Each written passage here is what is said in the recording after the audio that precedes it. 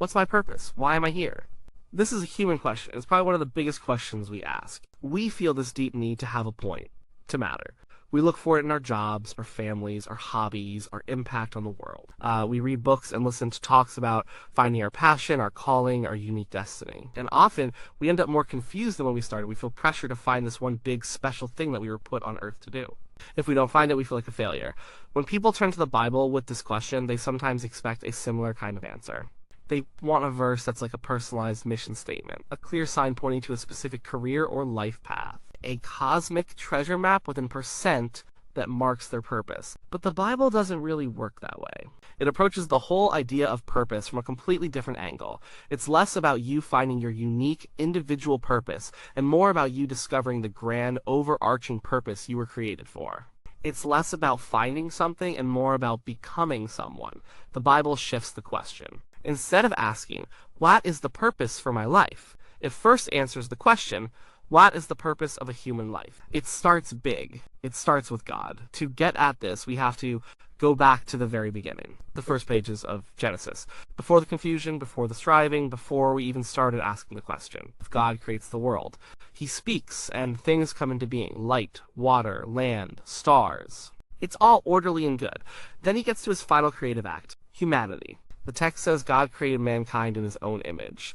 This is the starting point for everything. Your purpose begins here. Being made in God's image isn't about looking like God physically.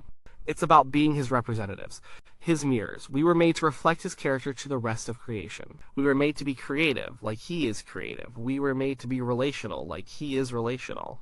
We were made to rule and care for the earth, to bring order and flourishing just as he did. So, the original purpose was simple, to know God and to show the world what he is like. It was a purpose based on relationship. Adam and Eve walked with God in the garden. There was no gap between them.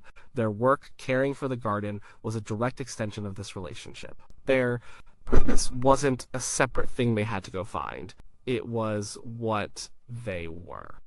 They were image bearers, and they were living it out every day, simply by being with their creator and doing the work he gave them. It was integrated, it was whole. Then came the fall. The story of the serpent and the forbidden fruit is the story of how our purpose got broken. While humanity chose to listen to a different voice, we decided we wanted to be our own gods, to define good and evil for ourselves. And in that moment of rebellion, the mirror shattered. Our relationship with God was broken. Our relationship with each other was broken. Our relationship with creation was broken, and our sense of purpose was broken. Instead of finding our purpose and reflecting God, we started trying to build our own.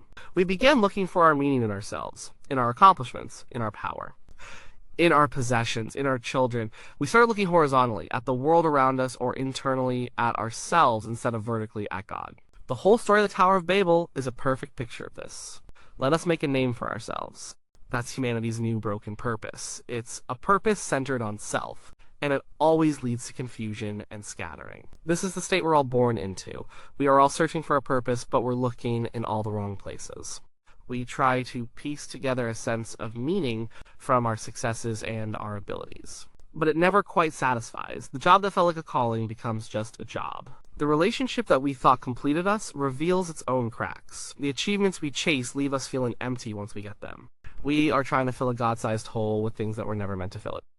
This is where the rest of the Bible's story comes in. It's the story of God's plan to restore our original purpose. He doesn't just scrap humanity and start over, he enters into our brokenness to fix it. He calls a man named Abraham and promises to make him a great nation. The purpose of this nation, Israel, was to be a kingdom of priests. They were meant to be a showcase to the rest of the world, a people who lived in relationship with the one true God. They were meant to show everyone else what humanity was supposed to look like. Their purpose was to be a living, breathing example of God's goodness and his ways. But Israel failed. They kept turning back to the broken way of doing things. They wanted to be like the other nations. They worshipped other gods. They looked for purpose in their own strength and political alliances. The mirror was still shattered. The entire Old Testament points forward to someone who could finally fulfill this purpose. Someone who could perfectly reflect God. Someone who could show us what it truly means to be human. That person is Jesus. When Jesus arrives, he doesn't talk about finding your passion or living your best life in the way our culture does. He talks about something much more fundamental. He talks about the kingdom of God. He says his purpose is to do the will of his Father. His life was a perfect reflection of God's character. He showed love, justice, mercy, and truth. He lived in constant, unbroken relationship with the Father. He was the perfect image bearer. He was humanity as it was always meant to be. And then he invites us into that same purpose. He says, "Follow me." He doesn't offer a 5-step plan to discover your unique calling. He offers himself. The Bible's answer to the question of purpose is not a what, it's a who. Our purpose is found in Jesus. So what does this practically mean for you and me sitting here today wondering what we're supposed to do with our lives? It means we need to reframe the question. The search for purpose isn't about introspection. It's not about looking deep inside yourself to find some hidden passion. The Bible suggests our hearts are messy and deceitful. Looking inside can often just lead to more confusion. Instead, the Bible says to look up and to look out. First, we look up. The primary purpose of a human being restored through Jesus is to glorify God and enjoy him forever. That might sound like a stuffy, old-fashioned church answer, but break it down. What does it mean to glorify God? It means to make him look good, to show people what he's like. It's returning to our original purpose as image bearers. It's about pointing away from ourselves and toward him.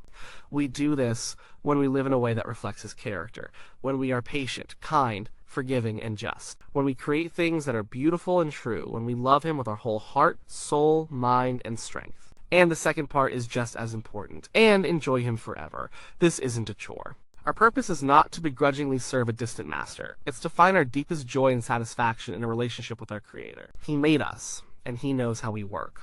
We are designed to find ultimate fulfillment in him. So Augustine famously said, "You have made us for yourself, O Lord, and our heart is restless until it rests in you." That's it. That's the core. The restless search for purpose is a symptom of a heart that hasn't found its home in God. So the big overarching purpose is clear. Know God, enjoy God, and reflect God to the world. This is a game changer because it takes the pressure off. Your purpose is not something you have to invent or discover. It has been given to you. It's the same purpose for every single Christian. It's not about being special. It's about being faithful. A carpenter, a doctor, a parent, a student, and a retiree all share this exact same fundamental purpose. Now, how we live out that purpose is where our individual lives, our gifts, and our circumstances come into play. This is where we look out. After we look up to God, we look out to others. Jesus summed up the entire law with 2 commands. Love the Lord your God with all your heart, and love your neighbor as yourself. This is our purpose in action. Your purpose isn't some abstract idea. It's lived out in the way you treat people around you. How do you love your neighbor? You serve them. You use what you have to meet their needs. This is where your unique skills and talents come in. The Bible talks about spiritual gifts. Some people are gifted teachers. Others are great at showing mercy or administration or hospitality. These aren't just for use inside a church building. They are tools given to you to help you live out your purpose in the world. Think of the parable of the talents. A master gives his servants different amounts of money. He doesn't tell them exactly what to do with it. He just expects them to use it wisely. When he returns, he rewards the ones who invested what they were given. He doesn't reward them based on how much they started with, but on their faithfulness with what they had. Your purpose isn't about the size of your talent. It's about your stewardship of it. Are you a good accountant? Your purpose is to do that work with integrity, to be honest and fair, reflecting God's character in your spreadsheets and your interactions with clients. Are you a stay-at-home parent? Your purpose is to love and raise your children, to create a home of peace and grace, reflecting God's nurturing love to your family. Are you a sanitation worker? Your purpose is to do your work well, bringing order and cleanliness to your community, reflecting the God who brings order out of chaos. As Paul writes in Colossians, "Whatever you do, work at it with all your heart, as working for the Lord, not for human masters." This verse completely transforms the mundane. Washing the dishes can be part of your purpose. Filling out a report can be part of your purpose. Driving a bus can be part of your purpose. If you're doing it for God, to reflect his goodness, and to serve others, it has eternal significance. This frees us from the unbiblical idea that some jobs are sacred and others are secular. A pastor's work is not inherently more purposeful than a plumber's. God created a physical world and called it good. He cares about plumbing. He cares about clean water and functioning homes. A Christian plumber who does honest work, treats customers with respect, and provides for their family is living out their purpose just as much as a missionary on the other side of the world. The question is not, what amazing, unique job does God have for me? The better question is, how can I glorify God and love my neighbor right where I am with the skills and opportunities I have right now? This brings us to the Great Commission. Before Jesus left Earth, he gave his followers a shared mission: to go and make disciples of all nations, to tell people the good news of who he is and what he has done. This is another layer of our shared purpose. Every Christian is called to be a witness. This doesn't mean everyone has to stand on a street corner with a megaphone. For most of us, it means living such a life of love and integrity that people ask us about the hope that we have. It means being ready to share our story. It means showing people Jesus through our actions long before we talk about him with our words. It means our entire life becomes a testament to God's good. Your workplace, your neighborhood, your family, these are your primary mission fields. But what about the struggle? What about when life is hard and nothing makes sense? What about suffering? What about when we feel completely useless and ordinary? The Bible is brutally honest about this. It does not promise a life of constant, clear, passion-filled purpose. It's full of stories of people whose lives were a mess. Think of Joseph. He was sold into slavery by his brothers, falsely accused and thrown in prison. For years, his life looked like a complete failure. Where was his purpose then? But at the end of the story, he looks back and says to his brothers, "You intended to harm me, but God intended it for good." His purpose was being worked out even in the darkest moments when he couldn't see it. Sometimes, our purpose is simply to trust God in the dark, to learn endurance, to depend on him in our weakness. God's strength is made perfect in our weakness. Our moments of failure and confusion are not a detour from our purpose. They are often the very places where God does his deepest work in us, shaping us to be more like Jesus. Think of the disciples. They were not the most talented, educated, or powerful people. They were fishermen, tax collectors. They were ordinary. But God used them to change the world. The Bible consistently shows God choosing the weak, the foolish, and the overlooked to accomplish his purposes. He does this so that no one can boast in their own strength or ability. It's always about his power, not ours. So if you feel ordinary, you are in good company. Your ordinariness does not disqualify you from having a profound purpose. In fact, it might be your greatest qualification. Your purpose is not dependent on your resume. It's dependent on God's grace. And our purpose can change its shape over time. The way you live out your purpose as a single 20-year-old will look different from how you live it out as a married 40-year-old with kids, or as a widowed 80-year-old. The season of life you are in dictates the specific tasks and relationships in front of you.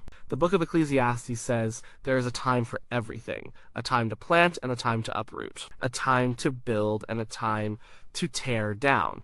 Our purpose is not static. It's a dynamic, living thing. The core purpose to love God and love people remains the same, but the application changes. The key is to be faithful in the present season, to not be so busy looking for some future grander purpose that you miss the opportunities God has placed right in front of you today. Your purpose is often found in doing the next right thing. So let's put it all together. The Bible doesn't want you to stress out about finding your one unique special purpose. It wants to free you from that burden. It says your primary purpose is already established. You were created to be in a relationship with God, to reflect his character to the world. That purpose was broken by sin, but it has been restored through Jesus. Your job is not to find a purpose, but to live out the purpose you have already been given. You do this by looking up. You cultivate your relationship with God. You read the Bible to know what he's like. You pray, you worship with others, you orient your entire life around him. You do this by looking out. You love the people God has put in your life. You use your gifts, your time, and your money to serve them. You do your work, whatever it is, with excellence and integrity as if you were doing it for God himself. You share the story of what Jesus has done for you. You do this one day at a time. You embrace the season you are in. You are faithful with the small things. You trust that even in suffering and confusion, God is at work. You accept your ordinariness and rely on his extraordinary power. The search for purpose in the modern world is often a very self-centered activity. It's all about me, my passion, my strengths, my legacy. The Bible flips that script entirely. It says, true purpose is found when you lose yourself. Jesus said, whoever wants to save their life will lose it, but whoever loses their life for my sake will find it. True, lasting, unshakable purpose is not found by looking in. It's found by looking up to God and out to others. It's not about becoming the best version of yourself. It's about becoming more like Jesus. It's not about making a name for yourself. It's about making God's name known. So what is your purpose? It is to know and love the God who made you. And it is to spend your life showing that love to the world around you in 100 small and big ways right where you are for as long as you have. It's that simple, and it's that profound. It is a purpose big enough to last a lifetime and an eternity.